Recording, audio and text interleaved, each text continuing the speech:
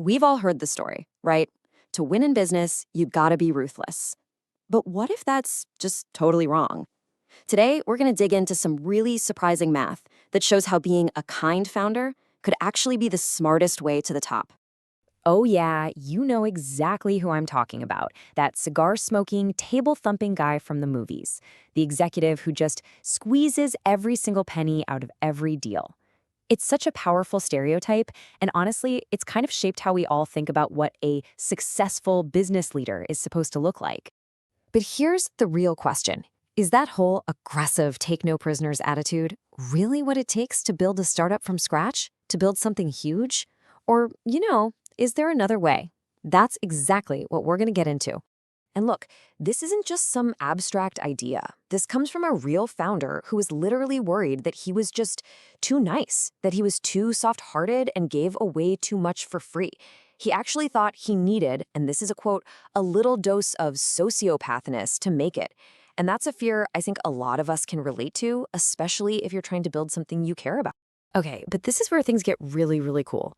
The argument for being a kind founder isn't just some feel-good platitude. It's not about karma or anything like that. It's about pure, hard math. There's a simple mathematical principle here that completely flips that old stereotype on its head. So here's the big idea.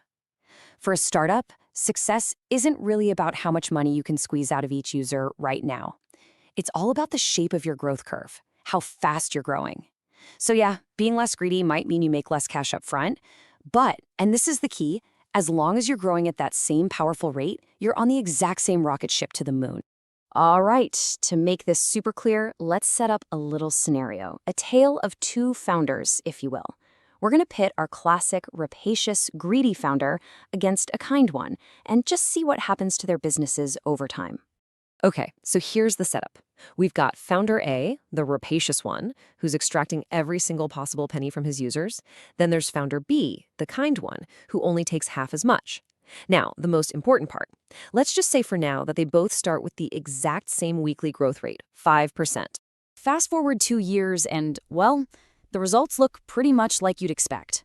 The rapacious founder, he's pulling in 160 grand a month. Our kind founder is at 80,000. Exactly half. So, case closed, right? Greed is good, it's winning. But hold on. Yeah, he's making double the money. But let's look at this a different way. In terms of growth, the kind founder is only 15 weeks behind. Just think about that. When you're on that kind of explosive growth curve, a gap of just 3.5 months, well, that's practically nothing. It's a rounding error. And this is where the whole thing just completely flips on its head.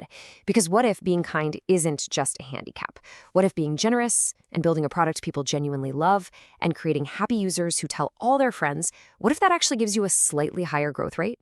Let's see what happens with just a tiny, tiny little bump. And boom, this is the magic of compounding right here. With just a 1% higher growth rate per week, going from 5 to 6%, after 2 years, our kind founder isn't behind anymore, not at all. They're actually ahead. They're making $214,000 a month, and they are just pulling away. Okay, now let's jump forward one more year. The difference is just staggering. I mean, the greedy founder is doing great. $2 million a month? That's amazing. But the kind founder? They're at $4.4 million a month, over double. That tiny little 1% edge in growth has turned into this massive, massive canyon between them. So what's the big lesson here? What's the takeaway? It's that there's this incredible trade-off you can make as a founder. You can actually make a conscious choice to use kindness as your winning strategy. And the reason this math works is pretty simple when you think about it. Startups win when they make stuff that people absolutely love and can't wait to share. Being greedy and rapacious usually works against that, right? It ticks people off, it can hurt your product, it hurts your reputation. Building something great, that's an advantage that compounds. It feeds your growth every single week. Squeezing out extra cash, that's just a one-time gain. So you can almost think of it like a kindness growth pact. It's like a deal you make with yourself. The deal is you can be as kind and as generous as you want. Give stuff away, don't squeeze every last penny on one condition. You have to take all that energy and focus it relentlessly on improving your product and cranking up that growth rate to make up for it. You know, this whole idea also gives us a new lens to look through when we think about the most successful founders out there. It really helps us understand what's actually driving them.